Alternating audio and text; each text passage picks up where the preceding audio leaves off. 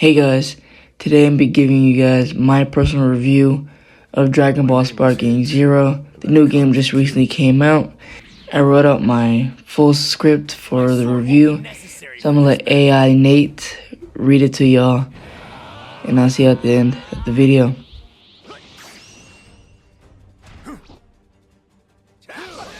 Dragon Ball Sparking Zero is without a shred of doubt the most fun I've had with a game this year so far. As a Dragon Ball game, it exceeded my expectations. And while there were a few ideas I think could have been pushed further, I simply can't complain at the quality this fighting game provides. As a successor to Dragon Ball Z, Budokai Tenkaichi 3, it's not a secret that Sparking Zero had a lot to live up to.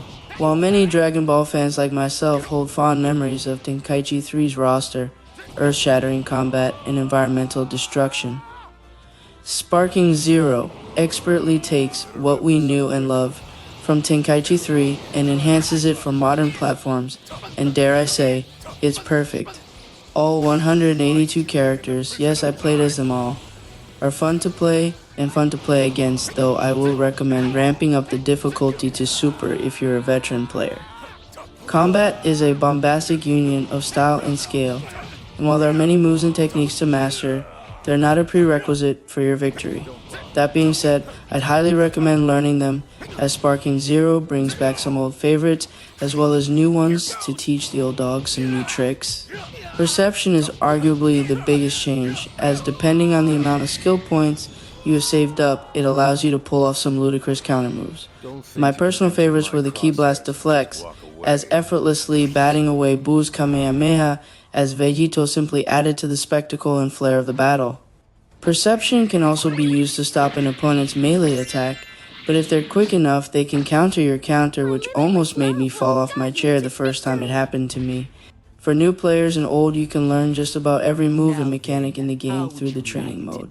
This was very helpful early on, as some of the story missions can get ridiculously hard, but there are lower difficulties to switch to for a more casual experience.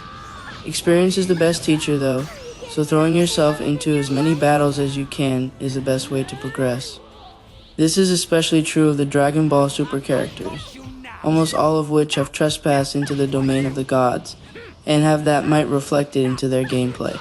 If you fire Final Kamehameha as SSJ Blue Vegito as SSJ4, Gogeta fires a Big Bang Kamehameha, not only do you get a fantastic Beam Clash minigame, you also break reality around you for a second. Both characters transcend the physical plane, and temporarily have their battle outside their dimension before things snap back to normal. This is a level beyond cool, and it's unique to the godlike super characters. Thankfully, the Dragon Ball Z characters will do their clashes wherever they were fighting before. Throw in some of those clashes in addition to some gorgeously animated moves ripped straight from the anime, and every battle feels like an event. So God knows how it'll feel when two actual players duke it out for supremacy. As for additional content, you won't just be fighting normal battles. You can engage in tournaments with various rules like ring out conditions or a ban on flying, or try out episode battles. The episode battles act as the main story and what if portion of the game. Now, we've seen the story of Dragon Ball Z 100 times by this point, so I was looking forward to seeing how the game would innovate that story now that Dragon Ball Super was here to play too. Players are given the choice of several different story branches: Goku, Vegeta, Gohan, Future Trunks, Piccolo, Frieza, Goku Black, and Jiren as an unlockable one. In all honesty, they were a mixed bag, and I came away from most of them feeling satisfied but longing for more. While playing each story, you're presented with two new options compared to previous stories. The first is a first-person mode that lets you see the cutscenes from your character's perspective. I liked this a lot during our preview, as seeing iconic moments like Goku getting beam cannon and the last push against Jiren in the Tournament of Power through our hero's eyes was a neat gimmick. Just a shame it felt so out of place so often. Too many moments where you could go first person were when characters were just standing talking to each other. Nothing was really gained from changing your perspective. You're just seeing the villain of the week monologuing at a distance rather than up close where the normal camera would be. The branching paths were also hit or miss. Vegeta's story was the best in my opinion, as there were loads of opportunities to right the wrongs in his history, like defeating Cell before his perfect form could wreak havoc, and shaking off mind control to stop Boo from emerging.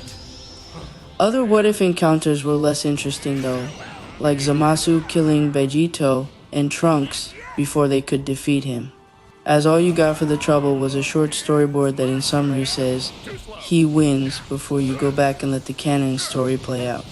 I wasn't disappointed by the story mode, far from it, and the branching paths do provide replay value. I just think it could have been a little more, and having future Trunks story completely skip over the Android and Cell sagas is a crime I will not forgive. Any animosity you may have for the episode battles could be remedied by custom battles, which allow you to create your own stories within reason. You can either let the game do most of the work for you, you just have to choose characters, settings, and a title card, or you could go more in-depth and create actual cutscenes and dialogue. Despite my best efforts, I was not cut out to be a director, but the tools are there for those who put the time into learning them. If you've no interest in creating your own stories whatsoever but still want more, what if goodness there's a long list of pre-made scenarios to enjoy. Players will be able to upload their own stories, providing an endless amount of content. Dragon Ball Sparking Zero has granted the wish of many by modernizing a series that's been long due a revival. It's a love letter to fans of the series who've been dying to see what King Cold would say if he met Lord Beerus, and longing to hold their own tournament of power with their friends online. No expense has been spared here. You can feel the passion behind every development decision, like letting players summon Shenron for new characters, dressing up those characters in different costumes, and the new and improved encyclopedia, which still has Chi-Chi and the other Dragon Ball ladies talking smack on the boys and their stupid hairstyles. It's without a doubt the best Dragon Ball game I've ever played, and if I ever stop playing it over the next few months, it won't be because I'm not enjoying it. It'll be because I've broken my PS5 controller trying to win too many clashes. Thank you for making it to the end of the video, and I appreciate you guys for sticking around. Make sure to like, subscribe, hit the notification button, and I'll see you in the next video.